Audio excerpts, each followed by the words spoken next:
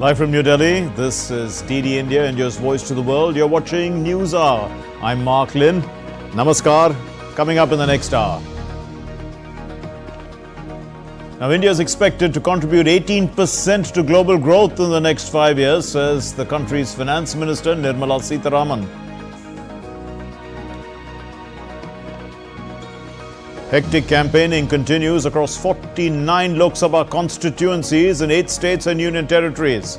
20th May marks the 5th phase of India's general elections.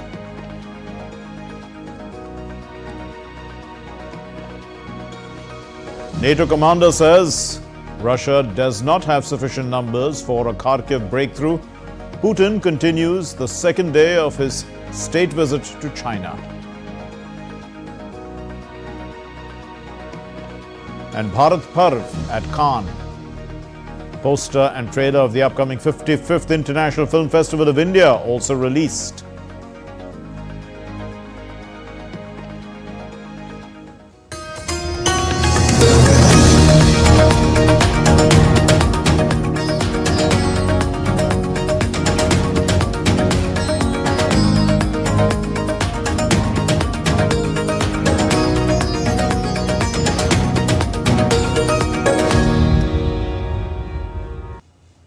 India's Finance Minister Nirmala Sitharaman said that India is expected to contribute 18% to global growth in the next 5 years.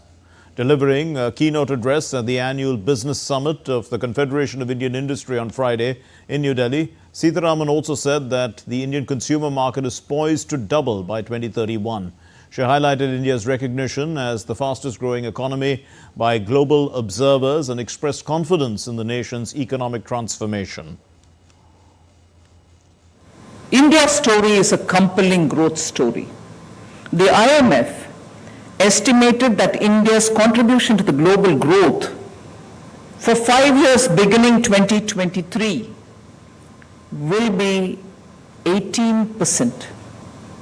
So between 2023 and 28, we are looking at an India which is going to be actually very dynamic, contributing 18% to the global growth. Now, another agency, the S&P Global Market Intelligence, has also highlighted quite a few points. I'll highlight only 3 of what the observations are. The Indian consumer market is likely to double by 2031.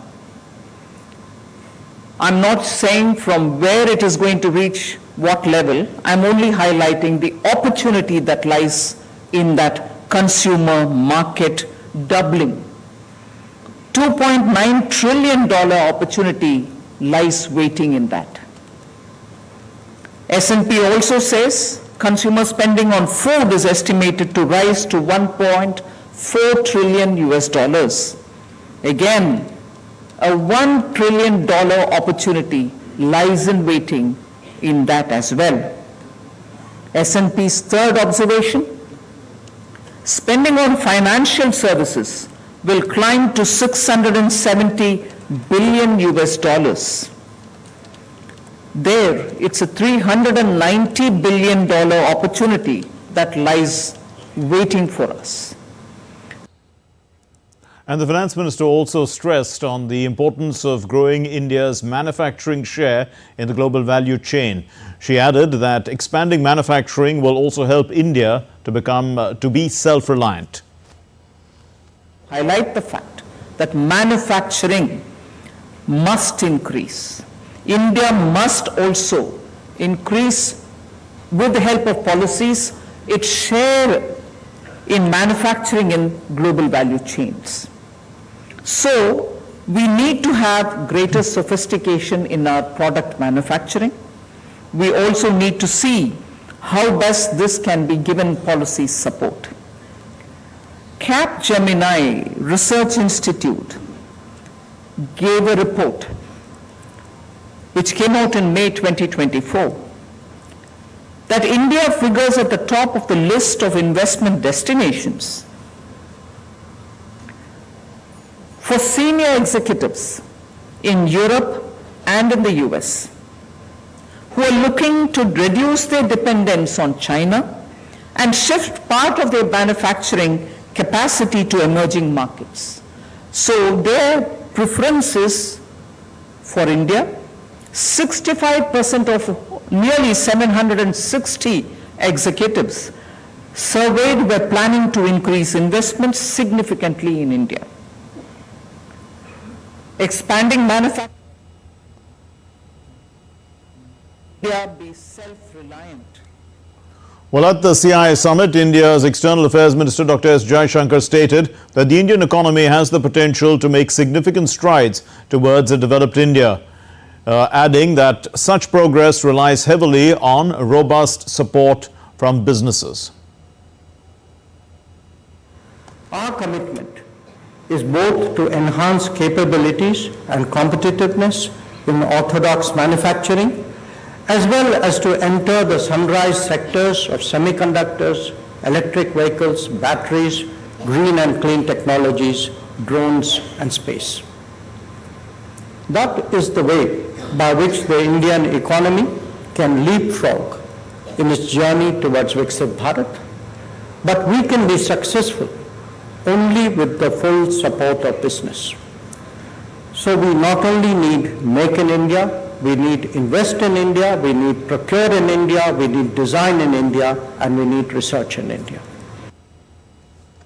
Well, India's economy is projected to expand by 6.9% in 2024 and 6.6% in 2025 as the United Nations has revised upwards India's growth projections, and it will mainly be driven by strong public investment and resilient private consumption.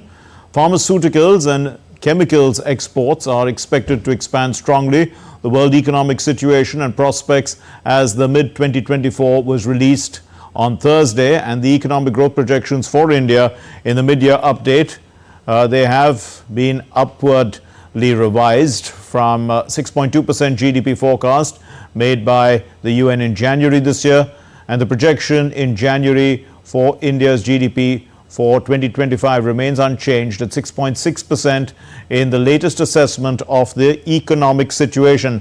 South Asia's economic outlook is expected to remain strong, supported by a robust performance by the Indian economy.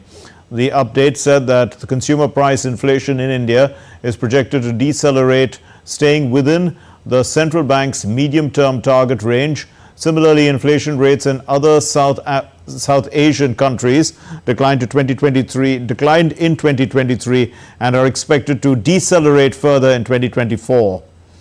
In India, labor markets indicators, they have also improved, and robust growth and higher labor force participation is visible.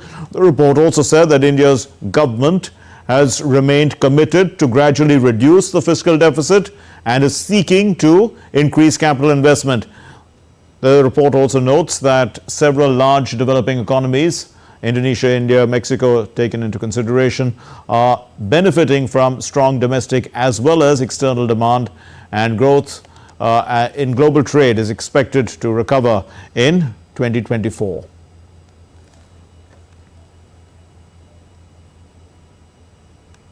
Okay, Akshay Dongre has been following this story and he joins us now with more on that.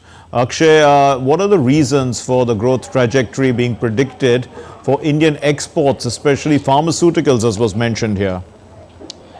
Well, Mark, absolutely. The report that has been published by United Nations Economic and Social Affairs Committee clearly exemplifies the fact that in the past 10 years especially, the steps that have been taken to ensure that India not only is a huge market but also a huge manufacturing hub for the rest of the world. The Make in India initiative and strengthening of the manufacturing industrial network here, complexes in the country, not just situated in one part but spread out across the country, can in fact turn India into not just an agriculture market but also a manufacturing hub as well. However, when we look at all of the aspects that have been given by this report in the United Nations, it talks about political stability, it talks about the fiscal deficit and how capital investments has become in fact a key a key thing that is driving the growth upwards.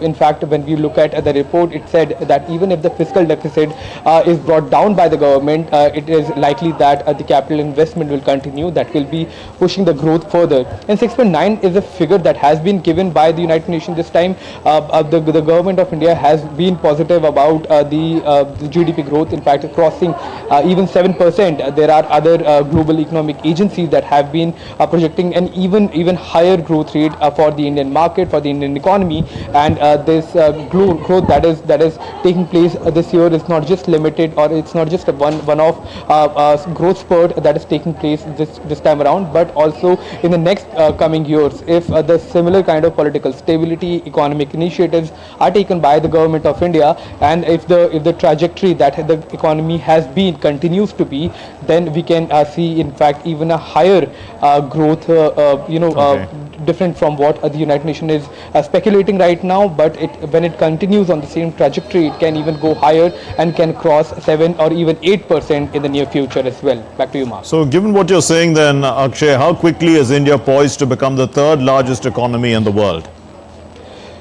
Well, it's likely to happen anytime in the next couple of years. What we are seeing around the world is the fact that not only there is a stagnation in the global economies around the world, but there are only a few economies that are in fact outperforming the international average, the world average of economic growth. When we look at countries in the top three, that are the US, the Chinese economy, and the Japanese economy, there is not much growth that is being seen in the US economy. The Japanese economy has also stalled. And in fact, when it comes to the Chinese economy, it is seeing a downward trend, given the fact that the growth movement has in fact stopped largely when it comes to several sectors of the Chinese economy. And that all of these factors combined with India's massive growth can turn the country into the third largest economy in the world anytime in the next 1 to 2 years. And that is not a very long time when it comes to such an economic growth that has taken place in a matter of decades. In fact, only to be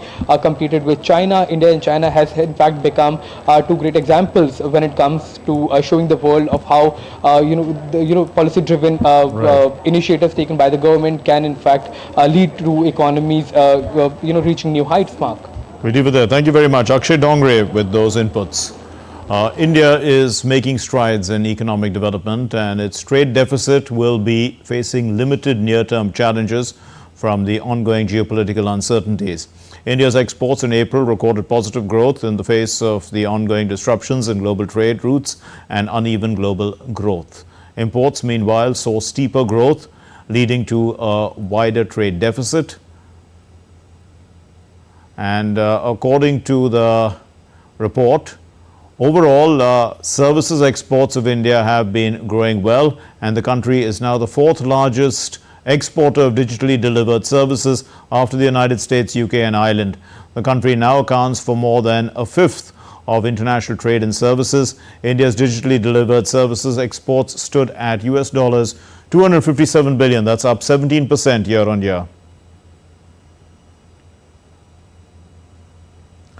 And in a bid to eliminate the goods made with forced labor of Uyghur minorities from the US supply chain, the United States has blocked imports from 26 Chinese cotton traders or warehouses facilities. They did so on Thursday. The companies are the latest additions to the Uyghur Forced Labor Prevention Act entity list that restricts the import of goods tied to what the US administration has characterized as an ongoing genocide of minorities in China's Xinjiang region. The US officials believe that the Chinese authorities have established labor camps for Uyghurs and other Muslim minority groups in China's western Xinjiang region. Beijing denies all these abuses. Still to come here on DD India News Hour. We'll get you the latest from the electoral battlefield as India prepares for the fifth phase of polling.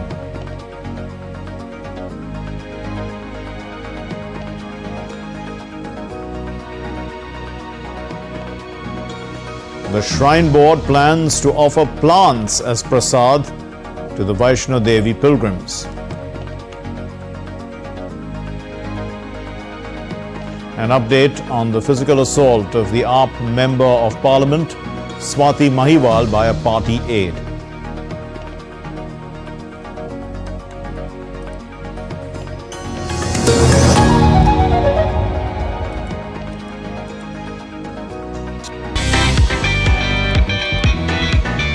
We are in Cannes, the famous city on the French Riviera. The 77th edition of the Cannes Film Festival is here. So soak into 12 days of world cinema and the hottest fashion trends. The famous 24 steps leading to the Palais des Festivals, where most of the cinema at this festival is screened, are beckoning. Join me, Munmun Bhattacharya, as I take you through all the buzz around the festival and on India's participation in it, only on DD India.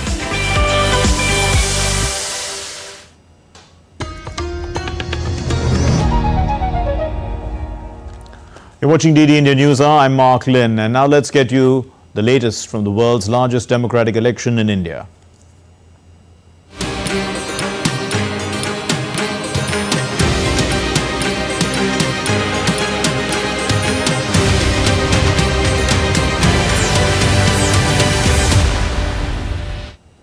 Campaigning is in full swing for the fifth phase of polling on May 20th in India's general elections of 2024. Leaders of various parties are leaving no stone unturned to reach out to the voters. Prime Minister Narendra Modi held an election rally in the North Indian state of Uttar Pradesh's Barabanki. Addressing that rally, the Prime Minister hit out at the Congress party as well as the Samajwadi party over what he termed vote bank politics. Congress तो राम मंदिर पर supreme court का फैसला पलटने की तैयारी कर रही है। कुछ लोगों ने यार ऐसा तो कैसे हो सकता है, भ्रम में मत रहिए। देश जब आजादी का आंदोलन कर रहा था ना, और देश के टुकड़े करने की बात आती थी, तो देश का हर व्यक्ति क्या, नहीं नहीं यार देश के टुकड़े थोड़े होते हैं, देश के टुकड़े होते हैं। हो गए कि नहीं हो गए? इन्होंने कर दिया कि न कर दिया? ये किसी भी हद तक जा सकते हैं जी। इनका ट्रैक रिकॉर्ड ही ऐसा है। इनके लिए देश वेश कुछ नहीं है भाई, उनके लिए तो उनका परिवार और power. And the Prime Minister also held a campaign rally in Fatehpur constituency. The Prime Minister will be addressing a public rally in Mumbai South Central Lok Sabha constituency in the western Indian state of Maharashtra. Addressing a rally in Fatehpur, the Prime Minister said that the whole country knows that the Modi government is coming back with a hat-trick. कि इज्जत बचाने के लिए अब कांग्रेस ने mission 50 रखा है और उन्होंने आदेश दिया कि भाई कुछ भी करो, आकाश पाताल एक कर दो, लेकिन कांग्रेस को कम से कम 50 सीटें मिल जाए, इसके लिए अब वो हाथ पैर इधर उधर मार रहे हैं. And the Congress leader Rahul Gandhi and the Samajwadi Party leader Akhilesh Yadav addressed a joint public meeting in Amethi in Uttar Pradesh.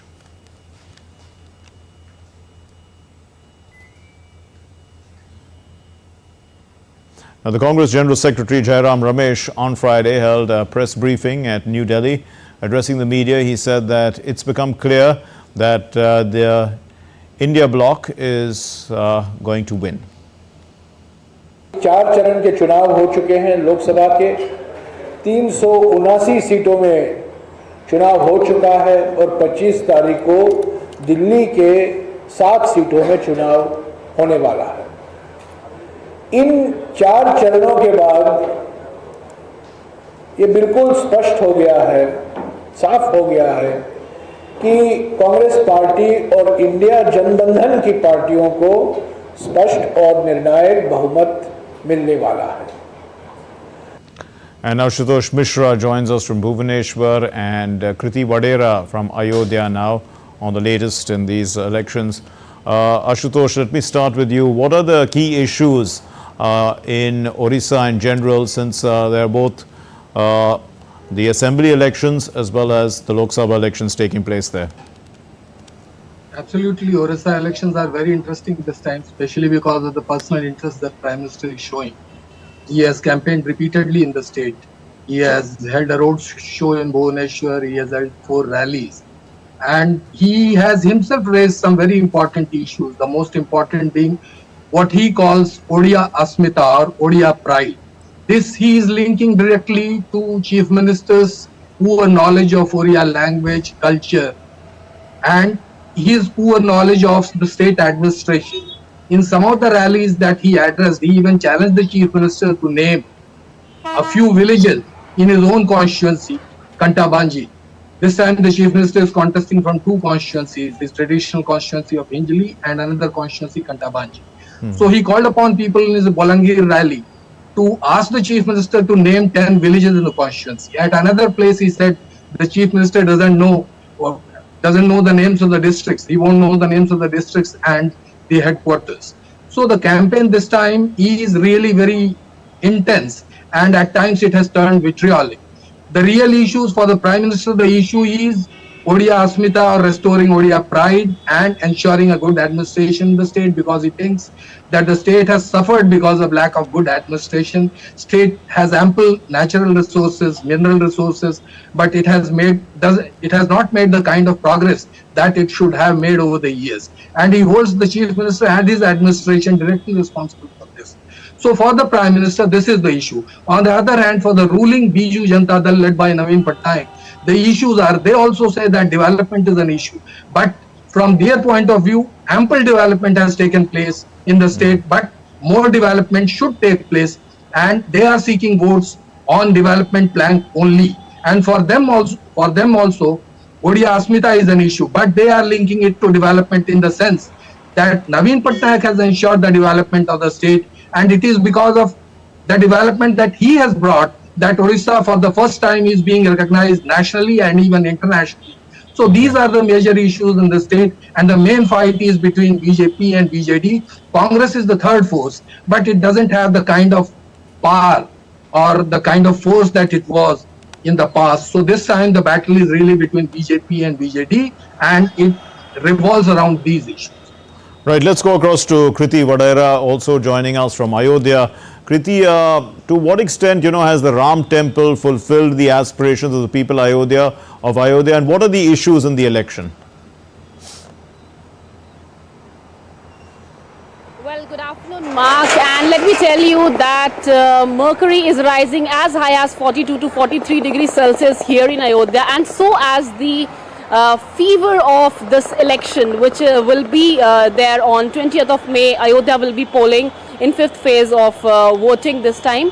And when it comes to Sri Ram Janmabhoomi temple, see, here for the people of Ayodhya, Lord Ram or the Ram Janmabhoomi temple, it's not just mere a temple, it's an emotion, it's a sentiment for them. So there's a very different kind of atmosphere when we are walking on the roads of Ayodhya this time, and it is very different from the time we witnessed during the consecration ceremony, because people are quite aware about the development which has taken place right after this temple consecration, and we can see enormous, massive construction sites, state highways are being built, national highways are so beautifully made here, and road connectivity is playing a major role when it comes to elections and the issues which are related to elections here. Of course, Lord Ram temple is one of the equation which has entirely, shifted the entire equation of elections for BJP, of course, I would say. But yes, the development here in Ayodhya, the city is revamped entirely. International airport, people from all across the world are looking up to Ayodhya, to visit Ayodhya. And in this heat wave also, devotees are coming here to, bow down before God and visit the temple. So overall, if I talk about Ayodhya, Faizabad as a seat, although district Ayodhya has been renamed, but the parliamentary seat remains as Faizabad, what it is called. So BJP's member of parliament from last 2 terms is here, who has been fielded again to win and make a historic mark of winning as putting his hat trick. But at the same time, if I talk about the India Alliance, a very influential leader who is a sitting member of Legislative Assembly, Avdesh Prasad, is fielded by India Alliance from Samajwadi Party here, and he's a very influential leader. He's a Dalit leader, so it's going to be a very tough fight where BJP is targeting for the hat trick, and at the same time Samajwadi is also hoping for the win. Right, we leave it there. Thank you very much, Kriti Vadera in Ayodhya and Ashutosh Mishra from Bhubaneswar. Thank you for joining us. And now let's move to Malihabad, which is the largest mango belt in Uttar Pradesh. It's also the home to numerous families who've been farming mangoes for over 2 centuries. They will be exercising their franchise on the 20th of May. Let's look at this report by DD India correspondent Tapas Bhattacharya. Step into Malihabad, the vibrant core of Uttar Pradesh's mango kingdom. Here, boasting the largest mango belt and a prestigious geographical indication tag, resides a community deeply rooted in mango farming for over 2 centuries. But amidst their pride, it lies a pressing concern.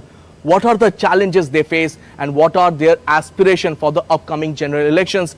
Let's dwell in this story.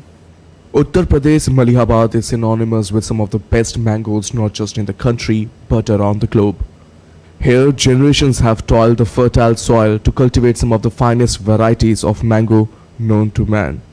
For centuries, families have nurtured the land, passing down their knowledge from one generation to the next, producing delicious varieties such as Dasheri, Langra and Chausa. Meet the mango man of India, Haji Kalimullah Khan, whose love for this juicy fruit earned him Padma Shri.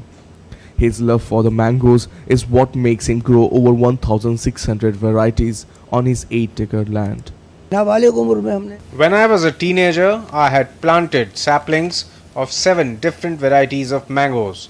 This is all a gift from nature. With depleting groundwater and infiltration of counterfeit pesticide, the very foundation of Malihabad's mango economy is under threat. The whole world is now facing problems related to scarcity of water, as most of the rainwater is going into the sea. Earlier, groundwater level in Malihabad used to be 26 to 27 feet, but now it has gone down to 80 feet. The main issues we face right now is the infiltration of counterfeit pesticides. If the government works towards curbing this problem, then it will be of huge help. As elections looms, the plight of these farmers has seldom been a point of focus. Yet, the challenges resonate deeply as questions about crop damage and lack of development linger. Amidst the backdrop of a global pandemic, the mango economy faced its toughest challenge yet. With trading restrictions and supply chain disruption, many farmers are now contemplating drastic measures to survive. As Malihabad grapples with these problems, one thing remains certain: the resilience of its people. With camera person Gaurav Grid, this is Tapas Bhattacharya for DD India from Malihabad, UP. So let's take a look now at other stories making the news. The Delhi police arrived at Biplav's residence, Biplav Kumar residence, for questioning after the AAP Rajya Sabha MP Swati Maliwal gave her statement before a magistrate. This happened on Friday in connection with the alleged assault by this Biplav Kumar, who is the personal secretary of Arvind Kejriwal.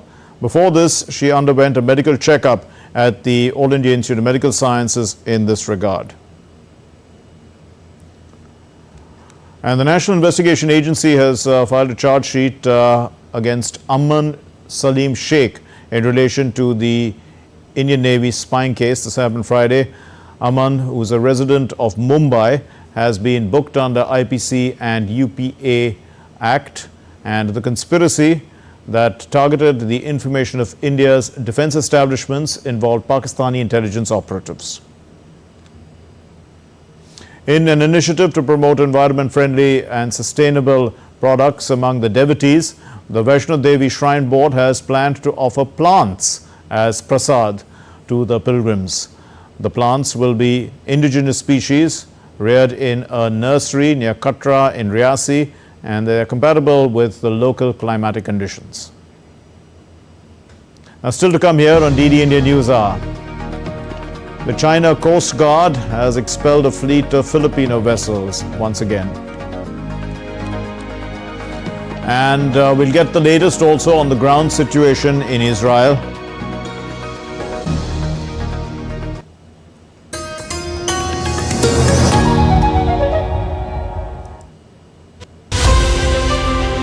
As India decides in the world's largest election, we help you feel the pulse of the nation. I am Sakal Bhatt. I am Shubhendu Ghosh. This election season, join us on a journey of India. We are in Assam. This is the tea city of India. From down south, Tamil Nadu. Discover the colors of democracy. Gateway to northeast of India. Coastal state of Kerala. Watch Poll Pulse on DT India.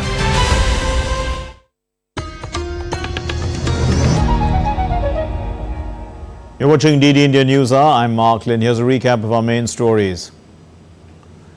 India is expected to contribute 18% to the global growth in the next 5 years. This is what the Finance Minister Nirmala Sitharaman has said.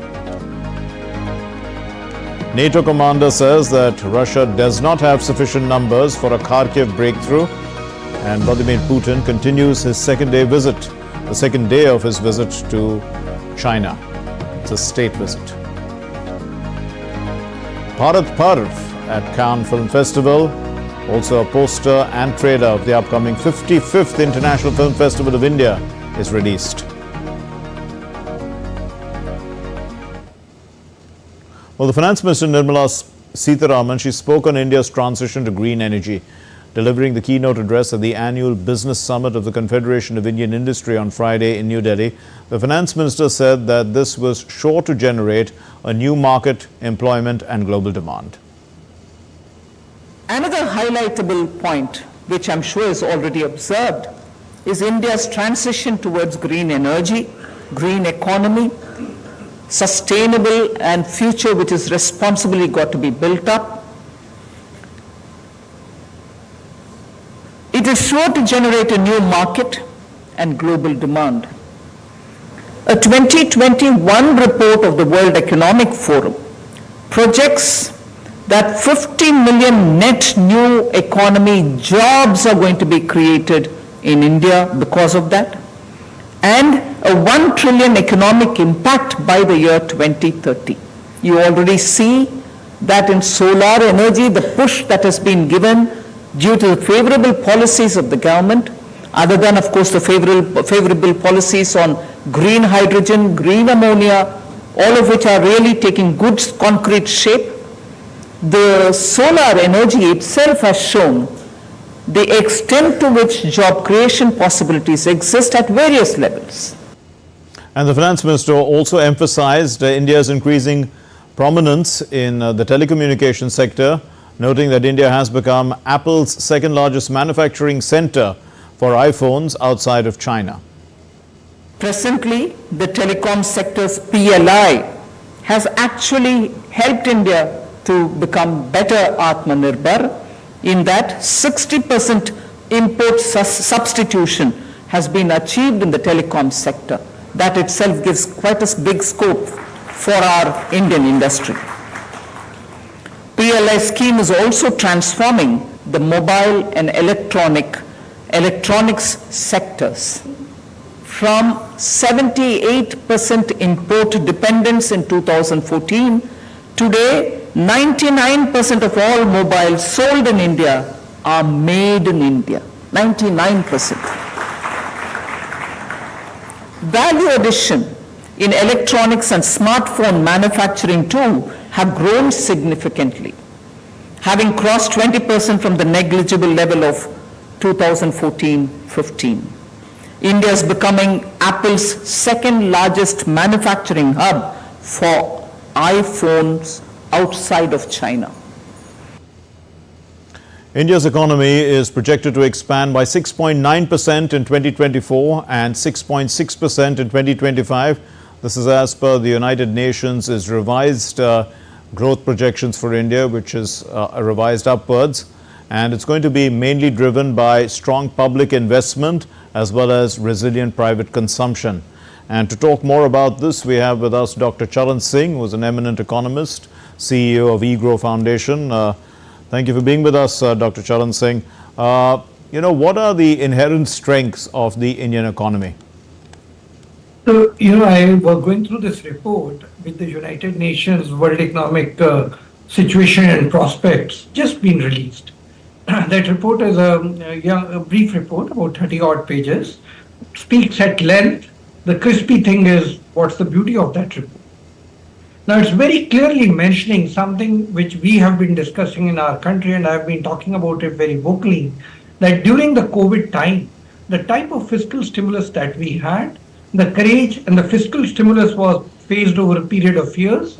The strength that we had in still reducing the fiscal deficit, and despite all the challenges, increasing the capital expenditure, that is going to play an important role. That's exactly what that crispy report is talking about.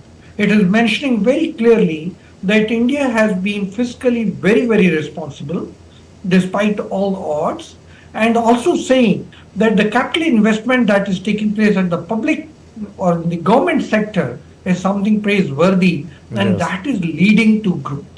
The upward revision that has happened is significant, from 6.2% to 6.9%. It's a very significant revision of growth that they have done for our country. And they've also recorded that despite the global slowdown, despite the resistance coming from global markets and therefore exports getting impacted, India will continue to soar high in growth. And what will be the leading sectors? Pharmaceutical will be leading, chemical exports will be leading. So therefore, I think the public investment and the buoyant private consumption expenditure is basically leading into higher growth, as per recorded by the United Nations report. Let's talk about that private consumption a little bit, Dr. Charan Singh. For the consumer market to be driving growth, it obviously implies that money is reaching far and wide. People have money in their pockets and are able to buy, or are they buying on credit, or what's actually happening here and how widespread is that? And really speaking, at the end of the day, how much is this, showing that the Indian economy has the appetite to be for long-term growth? So, this juxtaposes with the speech of the FM which you were just playing on the screen today at the CI meet. The FM spoke about S&P's report, where they spoke about the consumer market in India and the consumer expenditure on food and financial services. According to the S&P report, which I think is very, very good, they mentioned that the consumer markets will double from 2.3 trillion to $5.2 trillion in India. And that's, I think, a substantial amount. They also spoke that the financial services will increase from 670 billion from about 280 billion.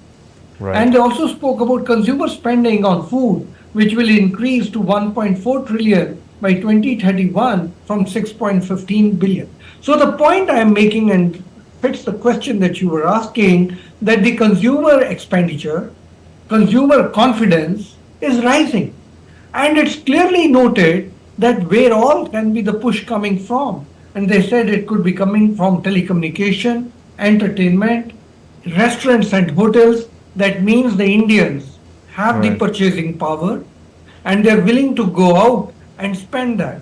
So the expenditure, the income levels at the consumer level, consumption level are increasing. And that is how it is reaching at every end of the spectrum in our country. Right, and also with consumption levels increasing, should we be concerned that inflation will also go up, are we seeing opportunities in trillions of dollars available across the board in India? So yes, that's a very good question. Will it be inflationary? And that is the fear in the mind of every policymaker, because having seen what's happened in the US, India has not been replicating the US example. As I've mentioned, that India's inflation ranges, of course, our range is between 2 and 6%, our inflation at the maximum ranged 7 to 8%, which is about the 30-year average if you take. In contrast, if you look at the American inflation, which was ranging, American, Europe and UK, which was ranging in the range of 9 to 10%, it was 5 times more than the 30-year average, which is about 2%. That sort of an inflationary impact we are not expecting in our country at all. Okay. This expenditure which is happening on consumption is basically happening because the level of incomes have increased, but they haven't increased the way the money supply in the system has expanded like in the Western world, where inflation has become a phenomenon. Even the latest figures which are coming in India, inflation is reasonably within the range, both the general inflation as well as the food inflation. There can be supply side shocks that can happen once in a while. There can be a failure of the rain, or there can be a failure of the crop for certain climatic reasons. But that does not mean that the consumption expenditure which I have just mentioned, and which is actually from 2023 to 2031, I should have clarified that, not happening overnight. It's over a period of time, equally distributed. This has no implication for inflationary pressures the way we are witnessing in the Western world. We'll leave it there. Thank you very much, Dr. Charan Singh, for enlightening us on what's driving the Indian economy. Moving on to our next story, China's Coast Guard reported on Thursday that its authorities had expelled a fleet of Filipino vessels which they say were illegally gathering in the waters near the South China Sea earlier in the day. The Chinese Coast Guard, they monitored the fleet of these Filipino vessels that they said were illegally gathering in the waters adjacent to the Huangyan Island, and that they were carrying out activities unrelated to normal fishing operations. Since its discovery, the CCG, that's the Chinese Coast Guard, lawfully and properly regulated and they expelled the Filipino vessels while collecting necessary evidence. This is what the Chinese Coast Guard has said. Now moving to West Asia and the region of Israel in particular, it will be sending additional troops for ground operations in southern Gaza city of Rafah. The Defense Minister Yoav Gallant has said that hundreds of targets have already been struck and forces are maneuvering in the area. Several tunnels have been destroyed by our troops and additional tunnels will be destroyed soon. The activity will intensify. Hamas is not an organization that can reorganize at the moment. It does not have the reserve troops. It does not have the ability to produce munitions. It cannot treat the terrorists that have been hit. And the military wing of Hamas has released a video on Thursday of an attack on an Israeli tank in Jabalia. The Israel military said that its operation in Rafah is meant to kill Hamas terrorists and to dismantle infrastructure used by the group. Mourners gathered at Jerusalem's Mount Herzl military cemetery for a funeral service for Captain Roy Belt Yaakov, who was mistakenly killed by an Israeli tank fire in Gaza. The United States anchored a temporary floating pier to a beach in Gaza on Thursday, and this is to boost aid deliveries. The floating platform is ready to receive the first shipments of aid from a staging post, which is in Cyprus, about 200 miles to the north. And the U.S. officials said that the first 500 tons of assistance will arrive soon, and it will be followed by thousands others. So by opening this route to deliver aid by sea, the U.S. hopes to combat the humanitarian crisis. But the UN and humanitarian agencies say that challenges remain unresolved. We have hundreds of tons of aid ready for delivery and thousands of tons of aid in the pipeline. Some of this aid has already been loaded onto motor vessel Roy P. Benavides, which is currently off the coast of Gaza. To emphasize again, this is a mission to get humanitarian aid into Gaza, and an attack on those dedicated to this mission would jeopardize the life-saving aid needed for the Palestinian people. Sarah Coots now joins us from Tel Aviv with an update on this story. Sarah, is there a time frame for this Rafah offensive? What's the current status? Hello there, Mark. The Israeli military says that so far this Rafah operation that is ongoing does remain limited, although we did hear from the Defence Minister Yoav Gallant late yesterday who said that it would be expanded over the coming days with more troops sent down into Rafah. Now, he did have a phone call with the US Defence Chief Lloyd Austin overnight, with Austin reinforcing the necessity of protecting civilians and also ensuring the uninterrupted flow of aid into the Gaza Strip. Now, it is important to also mention that over the last hour, rockets have been fired from the Gaza Strip into Israeli territory, triggering air raid sirens.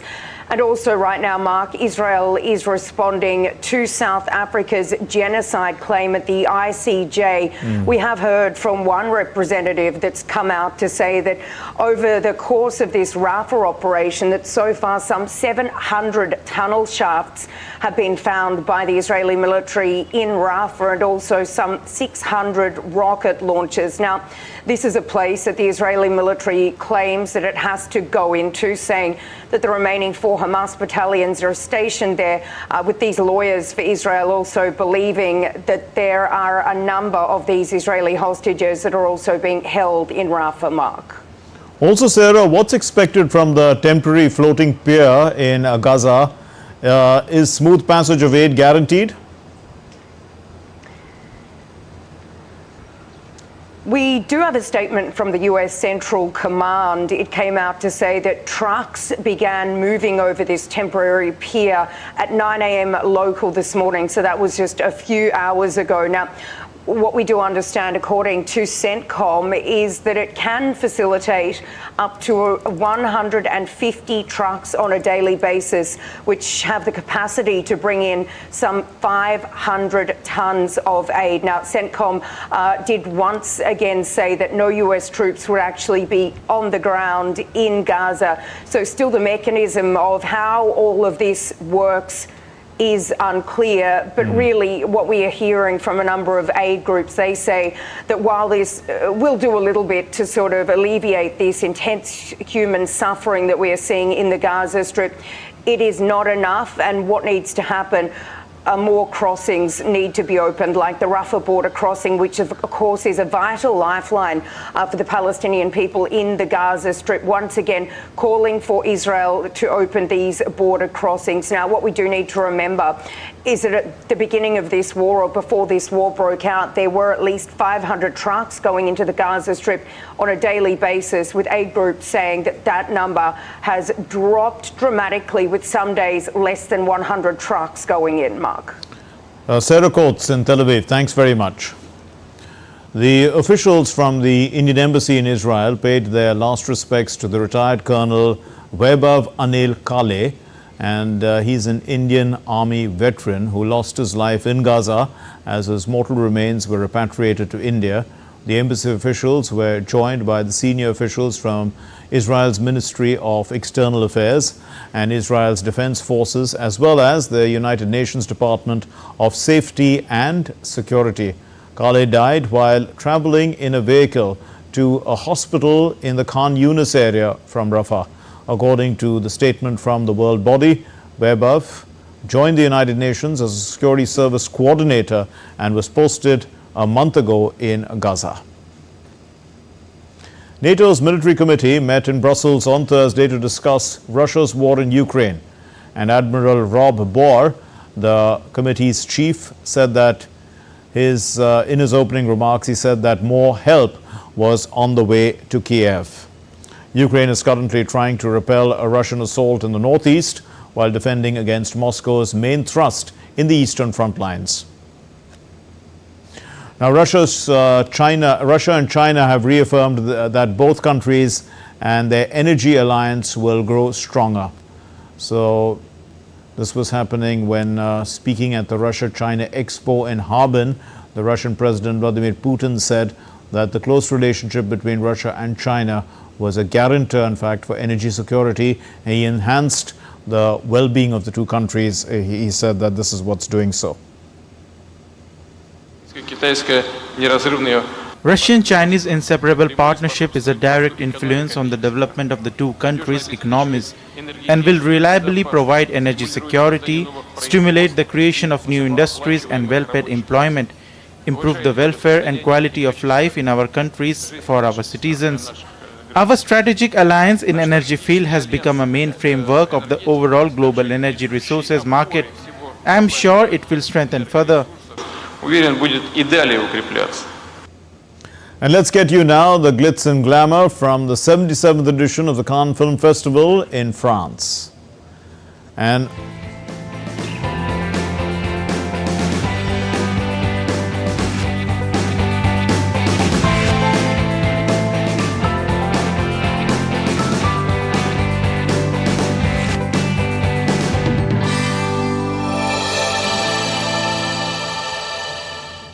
well, on day 4 of the festival on Friday, we will be seeing roundtables on a whole lot of subjects at the Bharat Pavilion, such as exploring bilateral film co-production between India and Spain, revisiting the Manthan at Cannes Classics 2024, in fact, navigating distribution dilemmas of restored Indian classics worldwide, navigating the complexities of film marketing and also understanding India's strengths in visual effects and animation.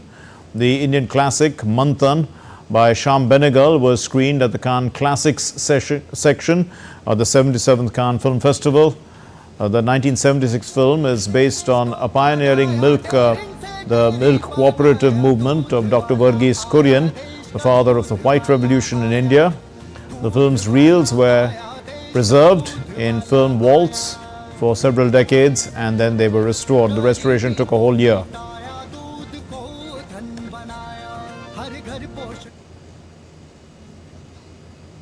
And on day 3 of the 77th Cannes Film Festival, India hosted a Bharat Parv. This is for the first time. The event also saw India's filmmaking community gather to celebrate the important moment. Munmun Bhattacharya has more.